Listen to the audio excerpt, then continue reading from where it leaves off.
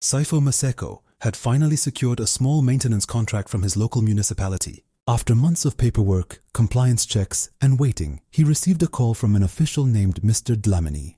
"Congratulations," the official said. "Your application has been approved." Saifo was delighted. As he prepared to leave the office, Mr. Dlamini smiled and quietly said, "You know, a little thank you gift would be appreciated after all the assistance I gave you." Saifo hesitated. At first it sounded harmless. After all, many people thanked others with gifts. But then he remembered something his late father had always said. If someone is paid to do a job, you should not have to pay them twice. The official was not asking for gratitude. He was asking for money in exchange for doing the work taxpayers already paid him to do. Saifo politely declined and walked away. A few months later, Saifo was stopped at a roadblock. Everything about his vehicle was legal. His license was valid. His papers were in order. Yet the officer studied the documents and smiled. "Everything looks fine," he said. Then he leaned closer. "Can't you at least buy me a drink?" Saifo knew exactly what that meant. The officer was not thirsty. He was asking for a bribe. Many people would have laughed and handed over cash. Some would have convinced themselves it was harmless. But a bribe remains a bribe even when disguised as a drink. Saifo politely refused. The officer returned the documents and allowed him to continue. Across town, a municipal warehouse received equipment intended for community projects. Boxes disappeared regularly. A few tools here, a few bags of cement there, a few office supplies for friends and relatives. Whenever someone questioned it, the workers would laugh. "It's only freebies.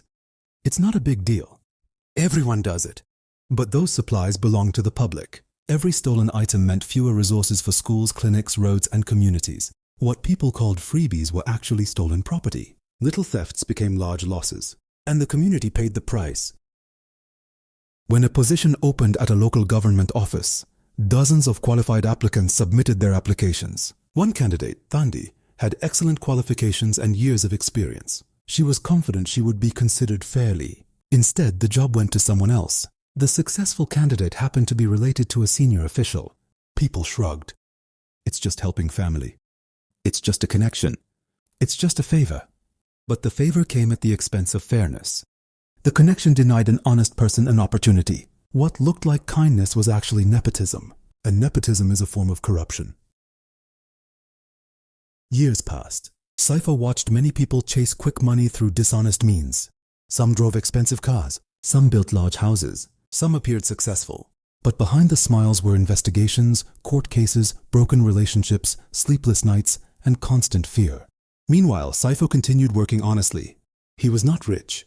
He did not become wealthy overnight, but he slept peacefully. His reputation remained intact. His family trusted him. His conscience was clear. He discovered something many people learned too late. Ill-gotten money can buy comfort, but it cannot buy peace. One evening, Saifo spoke to a group of young South Africans. "Wrongdoing rarely introduces itself honestly," he said. "It comes disguised as a thank you. It comes disguised as a drink. It comes disguised as a freebie. It comes disguised as a favor. But a crime remains a crime no matter what name we give it." The room fell silent. "Be honest," he continued. "Follow due process. Earn your success fairly. Because true prosperity comes from integrity, while dishonest gains bring only temporary rewards and lasting trouble." And as the young people left that evening, many began to understand that the biggest acts of corruption often start with the smallest acts of dishonesty.